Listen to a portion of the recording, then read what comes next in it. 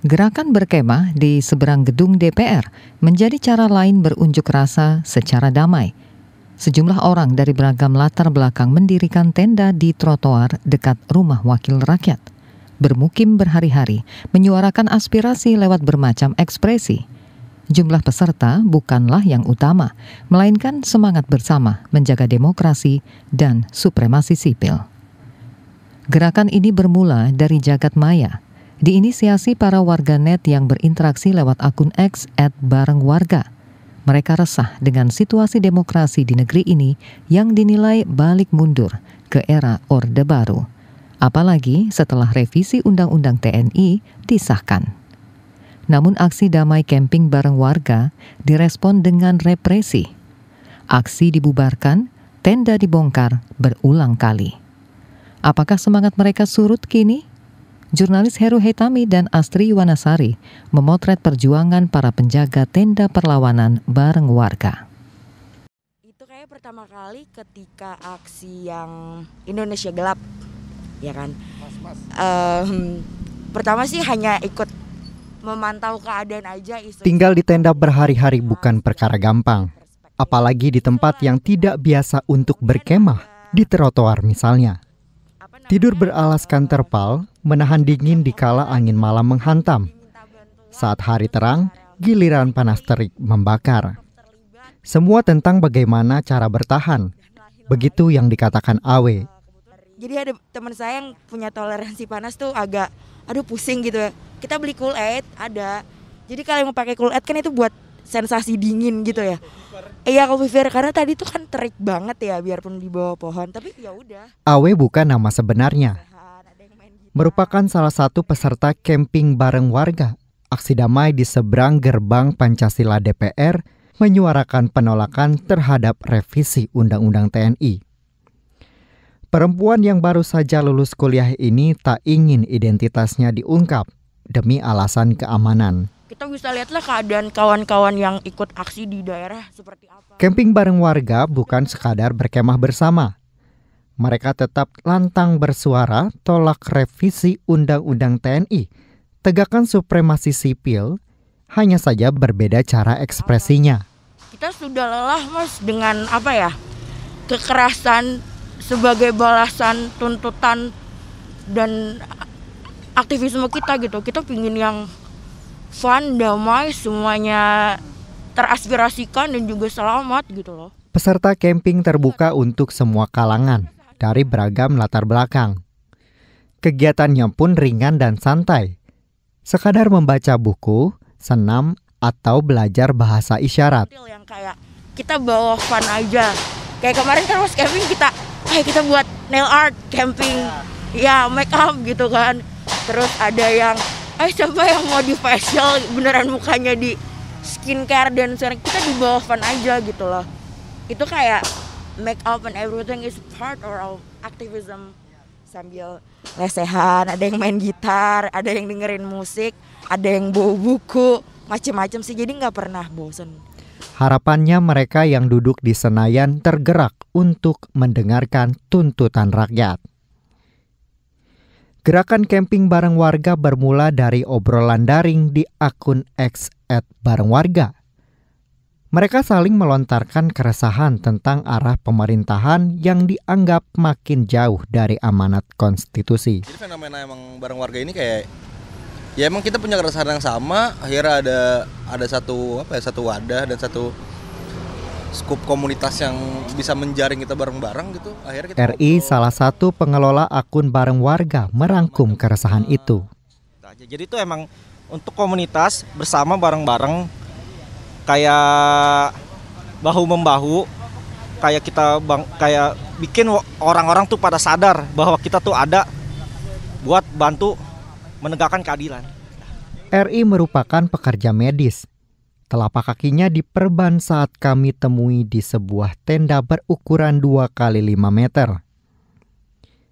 Luka karena menginjak pecahan botol ketika aksi menolak revisi Undang-Undang TNI. Maaf ya, jadi ini pas saya bilang lagi sweeping korban, kan teman-teman saya kan pas dapat ada tindakan represif di Senayan Park, itu pada buru-buru lari dong. Tersisa saya di belakang. ada yang lempar botol bir pecahan, kayak pecah, saya nginjek. Itu pertama gak terlalu berasa, cuma pas itu udah berdarah-darah. Jadi pas itu saya paksa lari karena saya takut kalau itu takutnya saya ditangkap. RI menekankan gerakan camping ini murni organik. Semua punya akses yang sama untuk ikut terlibat. Pesertanya beragam, ada dari akademisi, mantan jurnalis, mahasiswa, hingga pekerja seni. Datang silih berganti menjaga tenda tetap berdiri. Ada yang kayak bilang, oh nih mau stay nih kayak sampai siang, ntar pulang balik lagi malam. Ntar ini yang bagian sore nih nginep gitu. Ada yang datang malam nginep, gantian, kayak eskalasi aja. Jadi nggak merugikan waktu yang hadir. Bahkan ada yang sekadar mampir memberi dukungan. Itu randomly karena kan orang kan tergerak sendiri tuh, kayak tiba-tiba datang. Kita kan nggak tahu dia nggak ngecil apa. Bang, ini nanya. Ya udah saya join. Ya udah. Jadi kita nggak close, kita justru terbuka. Ayo join. Semakin kita ramai semakin bagus gitu loh. Semua yang ikut camping tahu aksi ini bergerak tanpa dukungan logistik. Syukurnya banyak yang berempati. Dukungan dari publik pun mengalir. Kayak semalam saya bilang, lagi kumpul nih tiba-tiba martabak datang, ditanya dari siapa. Ini Polres Barang Warga, bentuk support kita. Nah, tuh. Ada aja tiap jam gitu. Makanan mulu, minuman. Bahkan orang pribadi tadi datang bawa air sebotol. Tadi ya yang naik aerok. Iya, ini bang dari gue bang, support gue nih. Udah. Dia bilang. Dukungan ini menjadi bentuk perlawanan dari mereka yang tidak bisa turun ke jalan. Namun RI kesal dituduh antek asing. Saya sih puncak kemarahan kita tuh sebenarnya pas diceletukin tuh bahwa kita tuh didanai oleh asing. Coba simpel buktikan di mana ininya. Kalau emang terbukti ya udah. Kalau emang nggak terbukti ya udah dia ngaku salah karena asal nuduh. Tak hanya itu, RI juga mendapat teror. Rumahnya diamati beberapa orang tak dikenal. Orang tuanya sempat khawatir. RI berusaha menenangkan. Banyak buzzer itu menuduh kayak saya diteror. Bukan cuma di kerjaan, bahkan rumah saya pun beberapa kali kayak ada yang mantau. Saya ngerasain diteror, maka saya tetap karena saya berani lawan, saya nggak ada takutnya. Puncaknya saat kemah-kemah dibongkar. Aksi damai dibubarkan. Ya, silakan. Silakan ibu yang ada di dalam tenda, silakan Bu. Rudi bukan nama sebenarnya. Tak kuasa mempertahankan 6 tenda itu tetap berdiri. Pada Rabu sore 9 April, puluhan petugas Satpol PP membubarkan aksi damai bareng warga yang sudah berjalan beberapa hari.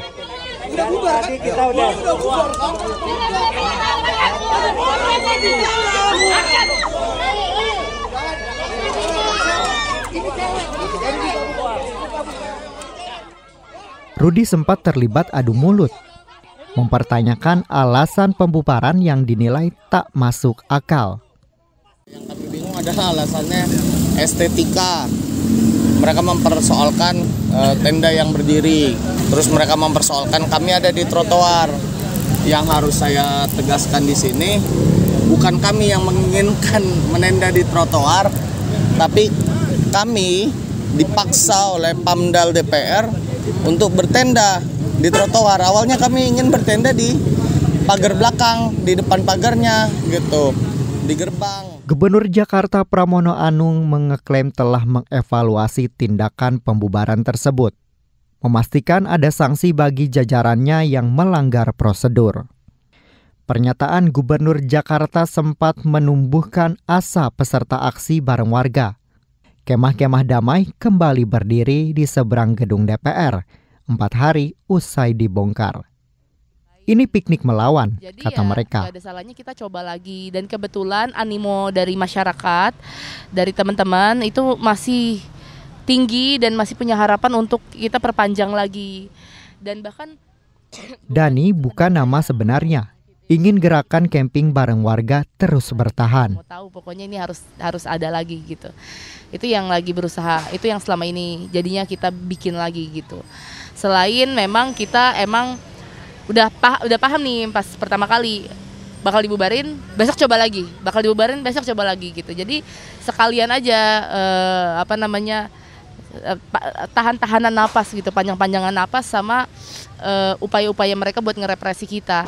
Toh kita nggak ngerusak, bahkan bersih nih ya. Namun lagi-lagi mereka dibubarkan. Kali ini oleh polisi. Beberapa orang sempat ditangkap. Dani heran, mengapa aksi ini membuat polisi terusik.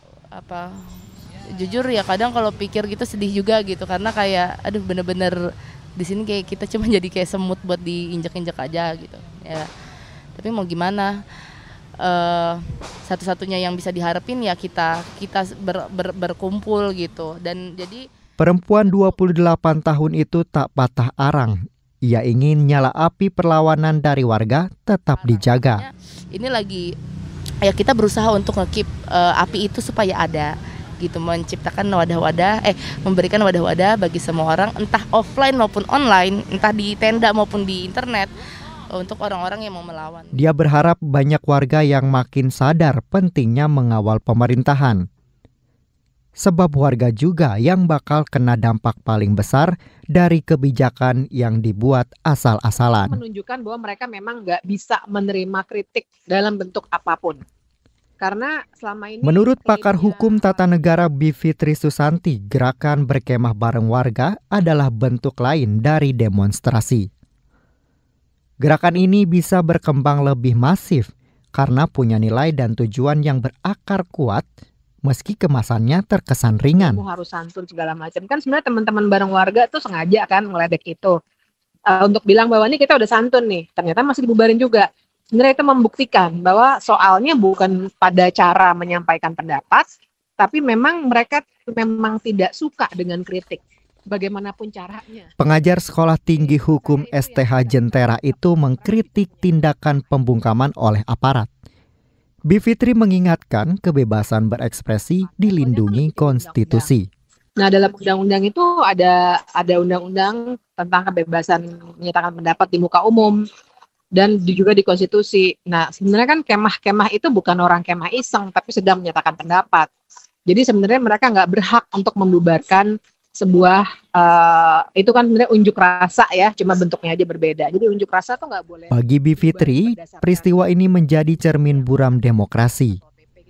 Di tengah klaim kebebasan berekspresi, warga yang berunjuk rasa dengan damai justru dianggap perusak pemandangan dan ditertibkan atas nama estetika. Itu yang bisa kita tangkap gitu. Mereka bisa punya dalih macam-macam, ketertiban umum kayak apa kayak nggak bisa masuk kayak. Tapi menurut saya esensinya adalah di ketidakmauan. Jadi bukan unable tapi unwilling. Ketidakmauan pemerintah untuk menerima kritik dari publik gitu. Itu jelas sekali. Demikian Saga KBR, saya Heru Haitami.